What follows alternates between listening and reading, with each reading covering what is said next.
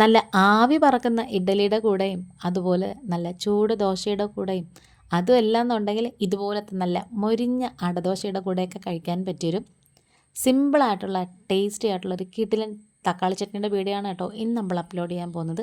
പുതിയൊരു വീഡിയോയിലേക്ക് എല്ലാ കൂട്ടുകാർക്കും സ്വാഗതം. വീഡിയോ സ്കിപ്പ് ചെയ്യാതെ ഫുള്ള് കാണണേ.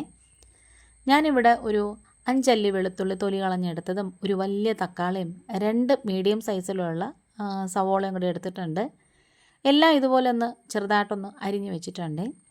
ഇനി നമുക്കൊരു കുഞ്ഞ് ചീനിച്ചട്ടി വെച്ച് കൊടുക്കാം. അതിലേക്കൊരു 3/4 ടേബിൾ സ്പൂണ് വെളിച്ചെണ്ണ ഒഴിച്ച് കൊടുക്കാം. എന്നിട്ട് ഇതെല്ലാം കൂടി നമ്മൾ കട്ട് ചെയ്ത് വെച്ചിട്ടുണ്ടായിരുന്ന ഒരു തക്കാളിയും സവോളയും വെളുത്തുള്ളി കട്ട് ചെയ്തിട്ടില്ല, വെറുതെ മുഴുവൻ ഇട്ടതേ ഉള്ളൂ. ചൈന വെളുത്തുള്ളിയല്ല, ഒരു കുഞ്ഞ് വെളുത്തുള്ളിയായിരുന്നേ. ഇനി നമുക്ക് നല്ലൊരു എരിവ് കിട്ടാൻ വേണ്ടിയിട്ട് ഇതിലേക്ക് വറ്റൽമുളക് ചേർത്ത് കൊടുക്കാം. സാധാരണ വറ്റൽമുളകാണ്, ഒരു 4 ചേർത്ത് കൊടുത്തിട്ടുണ്ട്. പിരിയൻ മുളകൊന്നും അല്ല. പിന്നെ ഇത് പെട്ടെന്നൊന്ന് വഴണ്ട് കിട്ടാൻ വേണ്ടിയിട്ട് നമുക്കിതിലേക്ക് പൊടിയുപ്പും കൂടി ചേർത്ത് കൊടുക്കാം. ഇനി നിങ്ങൾ ഉപ്പ് വെള്ളമാണ് ഉപയോഗിക്കുന്നതെങ്കിൽ അതിട്ടാലും മതി, അതുമല്ല പരലുപ്പാണ് ഉപയോഗിക്കുന്നതെന്നുണ്ടെങ്കിൽ അത് ചേർത്താലും മതി.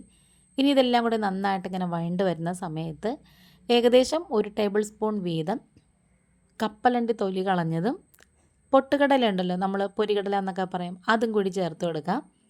ഇനി ഇതെല്ലാം കൂടി നന്നായിട്ട് ഇങ്ങനെ ഒന്ന് വഴറ്റിയെടുക്കണം. ഒരുപാട് ബ്രൗൺ നിറമൊന്നും ആവണ്ട. ഈ ഒരു വീഡിയോ കണ്ടുകൊണ്ടിരിക്കുന്ന സമയത്ത് ചാനൽ ഇഷ്ടപ്പെടുകയാണെന്നുണ്ടെങ്കിൽ പ്ലീസ് ഒന്ന് ലൈക്ക് ചെയ്യും, ഷെയർ ചെയ്യും, കമൻറ്റ് ചെയ്യും, സബ്സ്ക്രൈബ് ചെയ്ത് സപ്പോർട്ട് കൂടെ ചെയ്യണേ. ഇതിലേക്ക് കളറിന് വേണ്ടിയിട്ട് 1 ടേബിൾ സ്പൂൺ കാശ്മീരി മുളക് പൊടി ഉണ്ടല്ലോ, പിരിയൻ മുളക് പൊടി, അത് ചേർത്ത് കൊടുക്കാം. ഇനി ഇത് നമുക്ക് ഗ്യാസ് അണച്ച് വെക്കണം. തണുത്തതിന് ശേഷം മിക്സിയുടെ ജാറിലിട്ട് നന്നായിട്ടൊന്ന് അരച്ചെടുക്കണം. ഒന്ന് പൊടിച്ചിട്ട് അരച്ചെടുക്കാം. കുറച്ച് വെള്ളവും കൂടി നമ്മളിതിലേക്ക് ഒഴിച്ച് കൊടുത്തിട്ട് നല്ല പേസ്റ്റ് രൂപത്തിൽ അരച്ചെടുക്കണേ. ഈ ഒരു ചാനൽ ആദ്യമായിട്ട് കാണുന്ന കൂട്ടുകാരെങ്കിലും ഉണ്ടെങ്കിലും ഇതുവരെയും സബ്സ്ക്രൈബ് ചെയ്യാതെ കാണുന്ന കൂട്ടുകാരെങ്കിലും ഉണ്ടെങ്കിലും ആ ബെല്ലൈക്കണും സബ്സ്ക്രൈബ് ബട്ടണൊക്കെ പ്രസ് ചെയ്തിട്ട് അതിലുള്ള ഓപ്ഷനും കൂടി കൊടുക്കണേ. എങ്കിൽ മാത്രമേ ഞാനിടുന്ന നെക്സ്റ്റ് വീഡിയോസൊക്കെ നോട്ടിഫിക്കേഷനായിട്ട് നിങ്ങൾക്ക് കിട്ടത്തുള്ളൂ. ഇപ്പം നമ്മൾ ഈ ഒരു തക്കാളിയുടെയൊക്കെ ആ ഒരു കൂട്ട് നല്ല മയത്തിൽ നല്ല വെണ്ണ പോലെ അരച്ചെടുത്തിട്ടുണ്ട്. പിന്നെ അതിലേക്ക് ഒരു ഇച്ചിരി വെള്ളവും കൂടി ഒഴിച്ചിട്ട് ഞാനിത് ഒന്ന് തിളപ്പിച്ചെടുക്കാൻ പോവാണ്. ഇത് വേണമെന്നുണ്ടെങ്കിൽ കുറച്ച് നല്ല ലൂസായിട്ട് എടുക്കാം, അതുമല്ല എന്നുണ്ടെങ്കിൽ ഇത്രയും പോലും ലൂസാക്കണ്ട, കുറച്ചും കൂടി കട്ടിയാക്കി എടുക്കാം. ഇതിപ്പം തണുത്ത് കഴിയുമ്പം എന്തായാലും കുറച്ചും കൂടി കട്ടിയായിട്ട് വരും, കുറച്ചൊന്ന് കുറുകി വരും. അപ്പം നമ്മൾ കൈയെടുക്കാതെ തന്നെ നന്നായിട്ട് ഇങ്ങനെ ഒന്ന് ഇളക്കി ചെറുതായിട്ടൊന്ന് തിള വന്നപ്പം ഓഫ് ചെയ്ത് വെച്ചിട്ടുണ്ടായിരുന്നേ.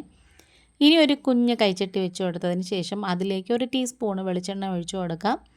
എന്നിട്ട് നമുക്കിതിലേക്ക് ഒരു 1/4 ടീസ്പൂണ് കടുക് ചേർത്ത് കൊടുക്കാം. കടുകൊക്കെ ഒന്ന് പൊട്ടി വരുമ്പോഴത്തേക്ക് നമുക്കിതിലേക്ക് 1 നുള്ള് ജീരകം ചേർത്ത് കൊടുക്കാം. പെരിഞ്ജീരകമല്ല, നമ്മൾ തോരനൊക്കെ അരയ്ക്കുന്ന സാദാ ജീരകം. അതുപോലെ തന്നെ ഒരു 2 നുള്ള് ഉഴുന്ന് പരിപ്പും കൂടി ചേർത്ത് കൊടുക്കാം. ഗ്യാസ് ഓഫ് ചെയ്തതിന് ശേഷം നമുക്കിതിലേക്ക് ആ ഒരു വറ്റൽമുളകും കറിവേപ്പിലയൊക്കെ ചേർത്ത് കൊടുത്തിട്ട് നമുക്ക് ചൂടോടുകൂടി ആ ഒരു തക്കാളി ചട്നിയിലേക്ക് ഈ താളിപ്പങ്ങ് ഒഴിച്ചു കൊടുക്കാം. അടിപൊളി ടേസ്റ്റാണ് കേട്ടോ. ഇതിൽ എക്സ്ട്രാ പുളിയൊന്നും ചേർക്കണ്ട. ഇത് മാത്രം മതി. നമുക്ക് എത്ര ഇഡ്ഡലി വേണമെങ്കിലും അല്ലെങ്കിൽ എത്ര ദോശ വേണമെങ്കിലും നമുക്കിത് കഴിക്കാമേ. പിന്നെ ഒരു 5 മിനിറ്റൊക്കെ നമുക്കൊന്ന് അടച്ച് വെച്ചേക്കാം. ആ ഒരു താളിപ്പിൻ്റെയൊക്കെ മണം, ഫ്ലേവർ ഇതിനകത്ത് ഇറങ്ങാൻ വേണ്ടിയിട്ടാണ്.